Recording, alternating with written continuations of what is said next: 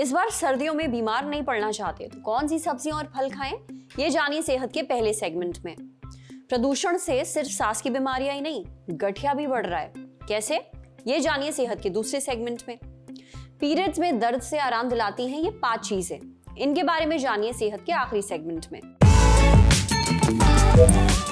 Brought to you by SBI Life Insurance and Sensodyne K.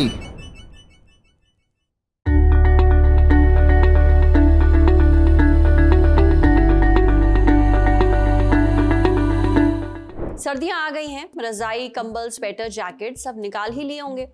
गर्मी के कपड़े pack करके अलमारी में बंद कर दिए गए हैं। अब जैसे मौसम के हिसाब से आप अपना वार्डरोब यानी कपड़े लत्ते बदलते हैं, ठीक कुछ ऐसा ही आपको अपनी डाइट के साथ भी करना चाहिए। यानी मौसम के हिसाब से डाइट बदलनी चाहिए। बीमारियों और इन्फेक्शन से बचने और हेल्दी रहने के लिए डॉक्टर्स मौसमी फल और सब्जियां खाने के लिए कहते हैं। तो इस बार सर्दियों में क्या खाना चाहिए और क्या नहीं, ये समझेंगे आज सेहत के इस एपिसोड में। डॉक्टर से जानेंगे सर्दियों में कौन सी सब्जियां और फल जरूर खाने चाहिए और क्यों।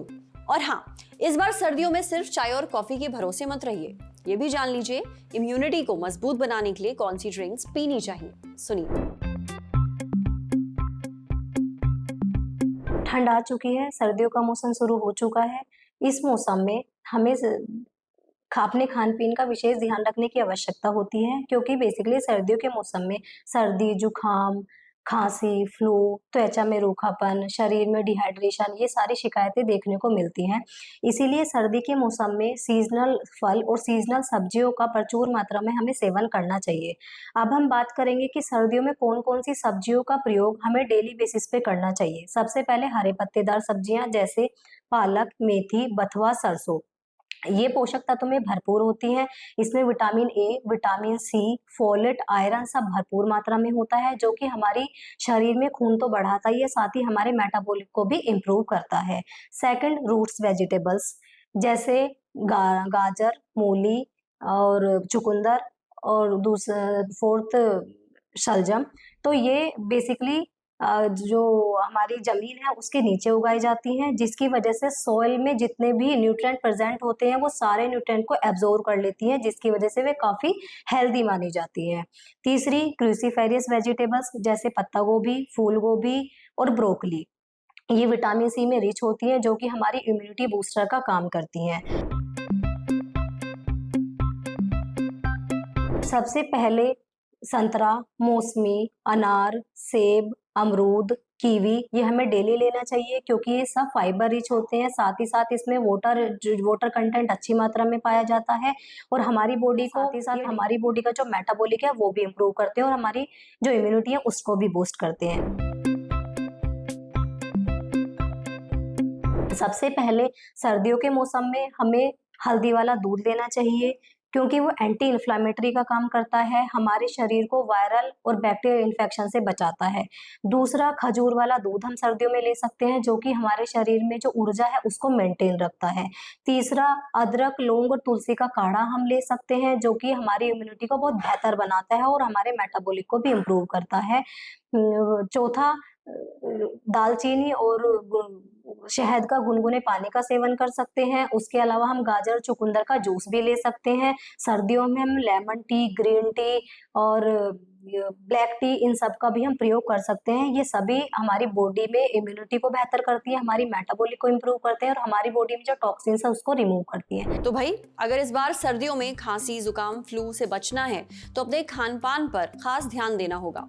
जिन सब्जियों और फल का जिक्र एक्सपर्ट ने किया उनको अपनी डाइट में शामिल करके देखिए, सर्दियां आसान कटेंगी। अब बढ़ते हैं सेहत के अगले सेगमेंट की तरफ, तन की बात। Sensodyne toothpaste for sensitive teeth. सर्दियां आती हैं, प्रदूषण बढ़ता है और आपका सांस लेना दूभर हो जाता है। खांसी आने लगती है, गले में खराश रहती है, आंखों में जलन होने लगती है। इनके अलावा एक बीमारी और है जिसके मामले इस मौसम में बढ़ते ही हैं, वो है अर्थराइटिस यानी कि गठिया। आप कहेंगे इसमें नया क्या है? सर्दियों के मौसम में जोड़ों में तो दर्द होता ही है, लेकिन ऐसा होता है एक खास तरह के गठिया की वजह से।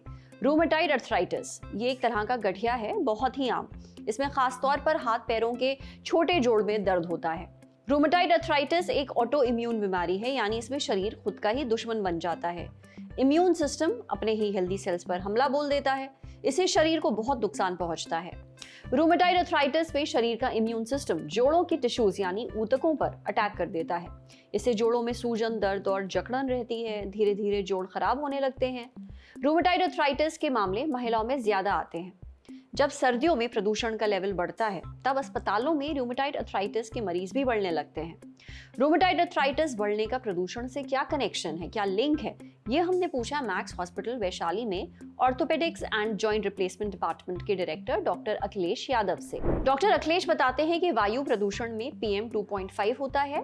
PM 2.5 यानी कि पार्टिकुलेट मैटर। ये धूल, मिट्टी, पोलन यानी पराग और केमिकल के बहुत बारीक कण होते हैं।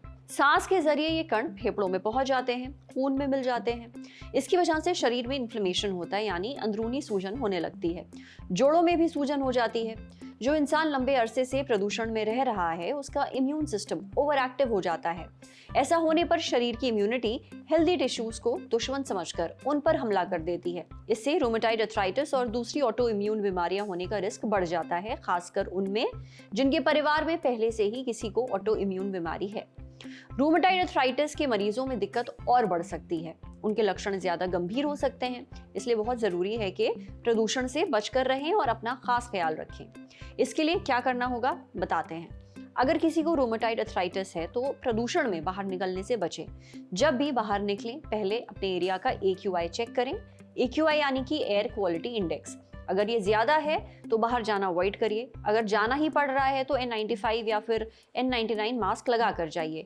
N95 मास्क प्रदूषण के महीन कणों को 95% तक फिल्टर कर देता है। वहीं N99 मास्क प्रदूषण में मौजूद 99% महीन कणों को फिल्टर कर देता है। अपने घर के खिड़की दरवाजे बंद रखिए। घर में एयर प्यूरिफायर भी लगाइए।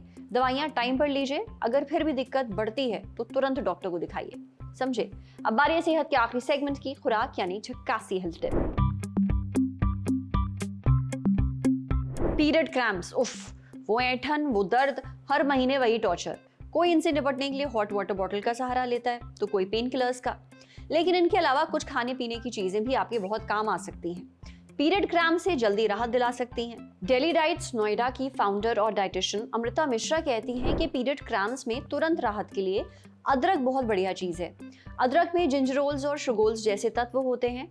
इनमें एंटी इन्फ्लेमेटरी गुण पाए जाते हैं, यानी ये शरीर की अंदरूनी सूजन घटाते हैं, दर्द कम करने में भी मदद करते हैं। अगर पीरियड्स में आप अदरक वाली चाय पिएं तो इससे यूट्रस यानी गर्भाशय की मांसपेशियां रिलैक्स होंगी, जिससे तुरंत पीरियड क्रैम्प्स कम करने में मदद मिलेगी। आप डार्क चॉकलेट भी खा सकते हैं। इसमें मैग्नीशियम और आयरन खूब होता है। ये दोनों ही मांसपेशियों को रिलैक्स करने और थकान कम करने में मदद करते हैं। मैग्नीशियम गर्भाशय की टाइट मांसपेशियों को ढीला करता है, जिससे पीरियड क्रैम्प्स कम होते हैं। डार्क चॉकलेट खाने से शरीर में सेरोटोनिन और एंडोर्फिन हार्मोन्स का लेवल बढ़ता है। ये फील गुड हार्मोन्स हैं जो तनाव और चिड़चिड़ापन कम करते हैं। बस ये ध्यान रखें कि 70% या उससे ज्यादा कोको वाली डार्क चॉकलेट ही खाएं। बादाम, काजू, अखरोट और मूंगफली जैसे ड्राई फ्रूट्स भी पीरियड क्रैम्प्स को कंट्रोल करने में काफी असरदार हैं। ये dry fruits magnesium, omega 3 fatty acid और विटामिन ई से भरपूर होते हैं। इनसे खून का फ्लो सुधरता है, जिससे ऑक्सीजन और पोषक तत्व गर्भाशय तक पहुंचते हैं और दर्द कम होता है। आप इन्हें भूनकर स्नैक की तरह भी खा सकते हैं। अजवाइन वाला पानी पीने से भी आराम मिलता है, मांसपेशियां रिलैक्स होती हैं, ऐंठन और दर्द से राहत मिलती है। अजवाइन वाला पानी पीने से ब्लोटिंग और गैस की दिक्कत भी कम होती है। अजवाइन वाला पानी तैयार करने के लिए 1 गिलास पानी में 1 चम्मच अजवाइन डालिए, इसे उबाल लीजिए। जब ये थोड़ा कूल डाउन हो जाए तो पी लीजिए। आप हल्दी वाला दूध भी पी सकते हैं। हल्दी में एंटी इन्फ्लेमेटरी गुण होते हैं, इससे गर्भाशय की सूजन कम होती है, मांसपेशियां भी रिलैक्स होती हैं, पीरियड क्रैम्प्स में जल्दी राहत मिलती है। बस जब भी हल्दी वाला दूध पीजिए उसमें थोड़ा सा काली मिर्च पाउडर डाल लीजिए। काली मिर्च भी पिपरीन नाम का एक तत्व होता है और ये हल्दी में मौजूद करक्यूमिन को शरीर में अच्छे से अब्जॉर्ब होने में मदद करता है, इसलिए हल्दी वाला दूध भी पीरियड्स के दर्द में राहत पहुंचाता है। आज सेहत पर इतना ही। अगर आप एक डॉक्टर हैं, हमसे कुछ शेयर करना चाहते हैं तो जो ईमेल आईडी इस वक्त आपको अपनी स्क्रीन पर दिख रही है उस पर हमें एक मेल भेज दीजिए। शुक्रिया।